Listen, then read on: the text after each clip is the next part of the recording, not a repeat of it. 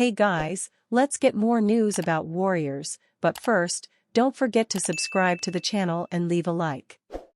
Warriors drop bad news on Stephen Curry.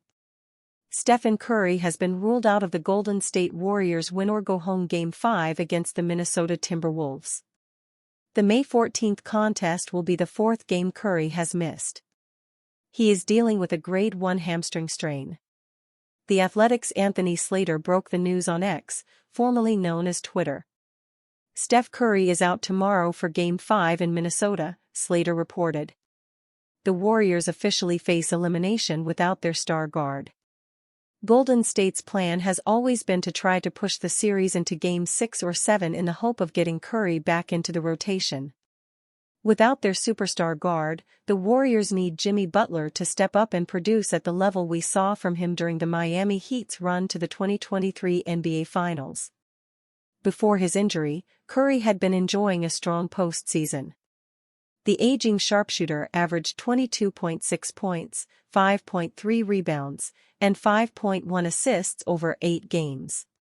He was shooting 40% from deep on 10 attempts per game and 60% from two-point range. Since Curry has been sidelined with injury, Steve Kerr has found additional minutes for Jonathan Kuminga.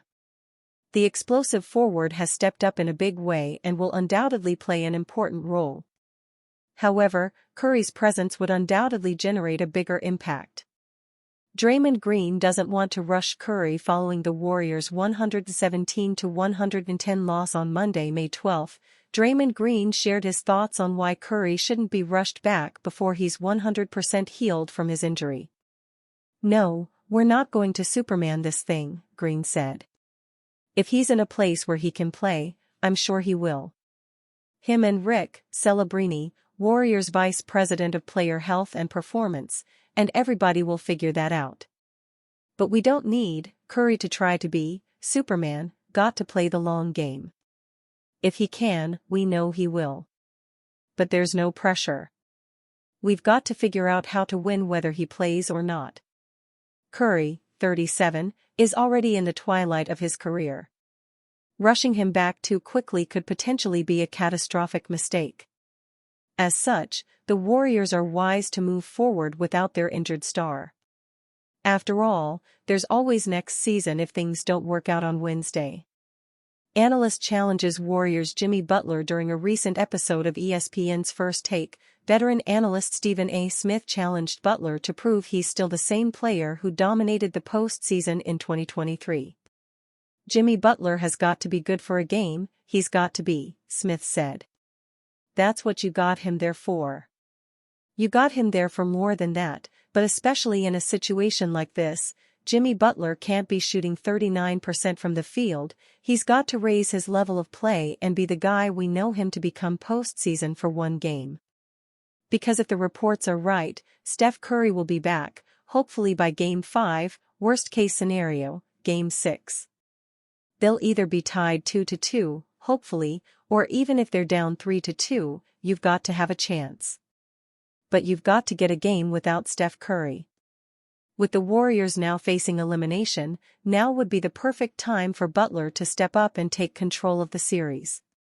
Golden State's best chance at clawing its way back will be by stealing Game 5 and then hoping Curry is cleared to play later this week. As such, Warriors fans will be watching Wednesday's game with bated breath, hoping their season doesn't come to an abrupt end. How Warriors' offensive slump in Timberwolves series have title hopes on life support.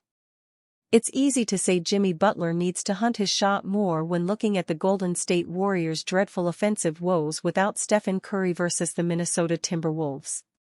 Sure, only 9 shot attempts from Butler in a must-win Game 4 situation to avoid falling behind 3-1 is not ideal. And maybe there were opportunities where Butler could have been more aggressive with getting his individual offense going.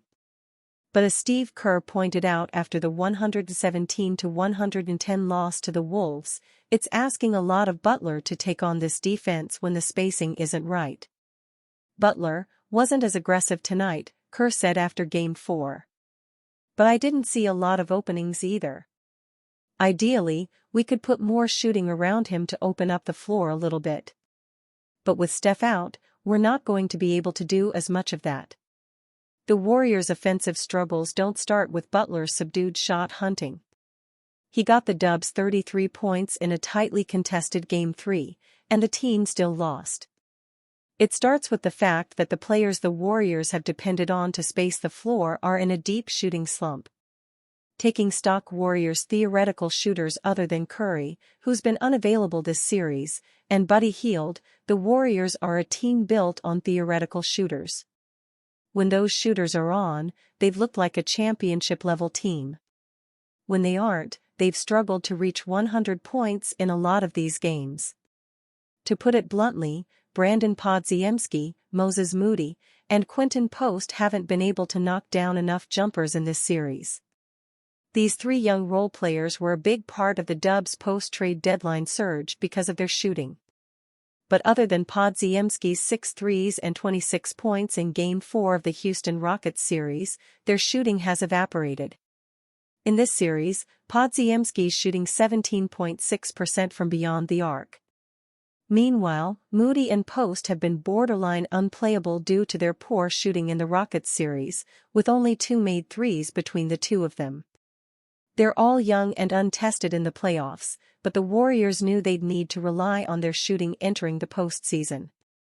And while there were encouraging signs they'd be able to sustain that hot shooting, they haven't. Which is why, even without Curry, the Warriors are down 3-1. It's a strange situation the Warriors have found themselves in.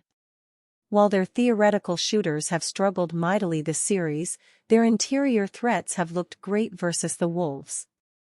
Jonathan Kuminga and Tracy Jackson-Davis, two players who fell out of the Dubs' rotation before this series, have been great. Even Kevin Looney found some buckets here and there on the offensive boards. But as much as their scoring has been needed, it doesn't solve the Warriors' lack of spacing issues. Because when Kerr is forced to play lineups where Hield is the only genuine three-point threat next to Butler, Minnesota's more than willing to load up on Butler. Whether that's stunting a second guy at Butler's drives, or collapsing in on him when he gets into the center of the defense, the Wolves are daring anyone else to beat them. Where does the Dubs' offense go from here? However, if the Warriors want to get back in this series, it starts with everyone being more decisive. Among the playoff teams still remaining, the Dubs have the most shot clock violations with 17 this postseason. Those shot clock violations come down to the Warriors turning down open looks. And this doesn't even include the possessions where one Warrior tosses a hand grenade pass to another at the end of the shot clock. The Dubs have been passive without Curry, and they know it. Draymond Green talked about that problem in his post-game press conference. "Everybody has to shoot," Green said. "You get the opening, you gotta let it go. I think sometimes we're passing some up. Without Steph, at times, the first good look will be the best look. When you've got Steph out there, you can turn down looks because he causes so many dominoes to fall. But when he's not, you turn down that first open look, it may not open up again. And they'll have to figure that out without Curry once again." With the two-time MVP ruled out of Game 5, the short-handed Warriors face elimination on the road in Minnesota. It may be too late to fix the offense and save the season. But crazier things have happened, and that usually starts with shooters catching fire. Recent report bodes well for Warriors' chances at landing Giannis Antetokounmpo. The Golden State Warriors have their core, for better or worse, moving forward. When healthy, Draymond Green, Stephen Curry, and Jimmy Butler look like they can carry a team to the NBA Finals, although their longevity has to be called into question.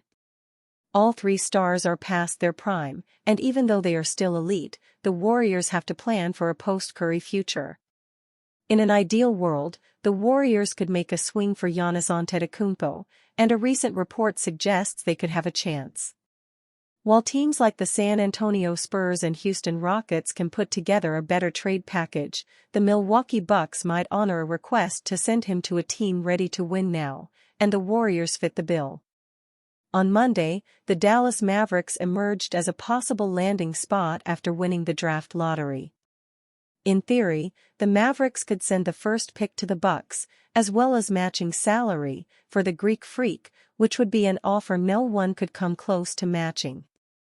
However, one insider doesn't think Dallas has any interest in that.